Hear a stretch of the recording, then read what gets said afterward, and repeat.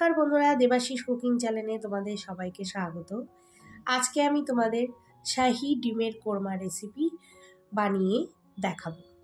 তো প্রথমে একটা পেস্ট বানিয়ে নিলাম কাজু আর কিশমিশের। দ্বিতীয়ত আমি টমেটো আর কয়েকটা কাঁচা লঙ্কার পেস্ট বানিয়ে নিলাম। এবার ডিমগুলা আমি ভালো করে লবণ দিয়ে 5 মিনিটের মতো মাখিয়ে রাখলাম। এবার তেল ভালো করে গরম হয়ে গেলে এই তেলের মধ্যে আমি একটু পেঁয়াজের বেরেস্তা করে নিলাম। এবার সাথে ওই তেলের মধ্যে আমি ডিমগুলো ভেজে নিলাম। আমি এই তেলের মধ্যে আর একটু পেঁয়াজ কুচি দিয়ে ভালো করে ব্রাউন কালারের মতো ভেজে নিয়ে এবার এর মধ্যে ছোট একটা পেঁয়াজ বাটা আমি এর মধ্যে দিয়ে দিলাম। এবার ভালো করে এটাকে লাল করে ভেজে নেব। ভেজে নেওয়ার পরে এর মধ্যে আদা রসুন বাটা আমি দিয়ে দিচ্ছি।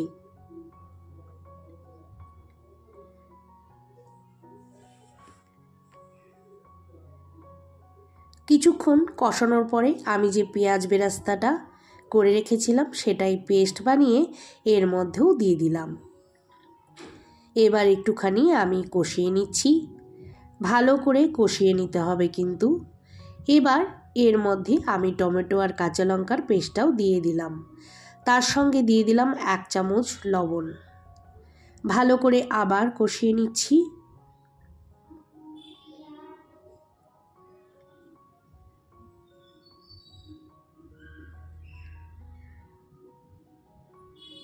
ভালো করে কষানোর পরে মশলার থেকে তেল বেরিয়ে এলে এর মধ্যে আমি ফেটানো টক দই দিয়ে দেব। সঙ্গে সঙ্গে দিয়ে দেব হলুদ গুঁড়ো, ধনে গুঁড়ো, লঙ্কার গুঁড়ো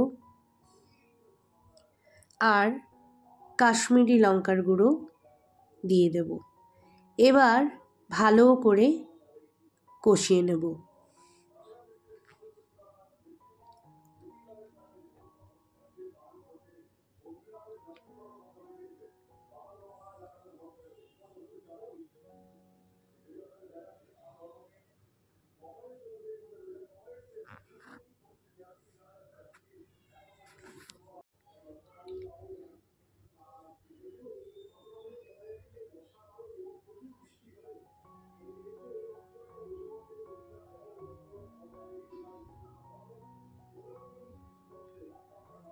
অনেকক্ষণ কষানোর পরে আমি এর মধ্যে কাজু কিশমিশের পেস্টটাও দিয়ে দেব।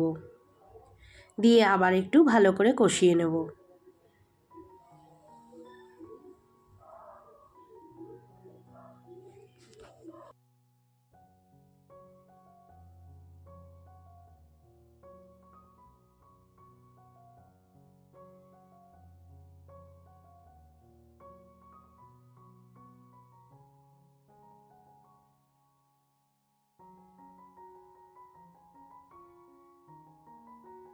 অনেকক্ষণ কষিয়ে নিয়ে আমি এর মধ্যে সামান্য গরম মশলা দিয়ে দিলাম। আবার একটুখানি নেড়ে চেড়ে দিলাম। আর ভালো করে কষাতে হবে। যত কষাবো ততই কিন্তু আমাদের রান্নার টেস্টটা দ্বিগুণ হয়ে উঠবে।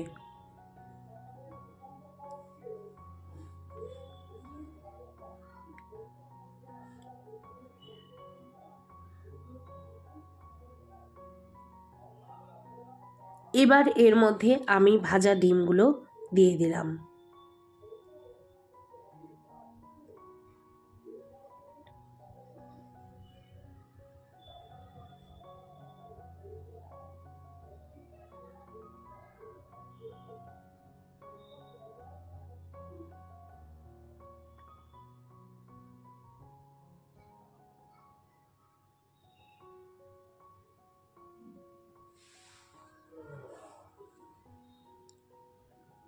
এবার এর মধ্যে ভালো করে ডিমগুলো কষিয়ে নিয়ে আমি 1 বাটি দুধ দিয়েছি। এর মধ্যে কিন্তু আমি জল ইউজ করিনি।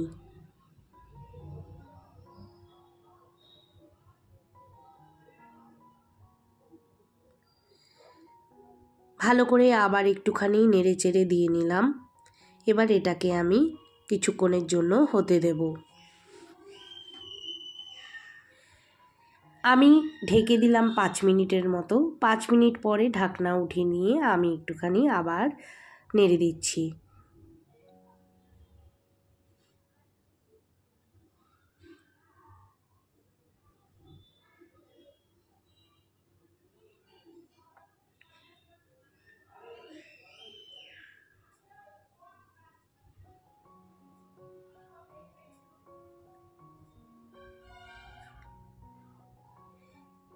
আমার রেসিপিটা হয়ে গেছে। আমি নামানোর আগে 1 চামচ ঘি দিয়ে দিলাম।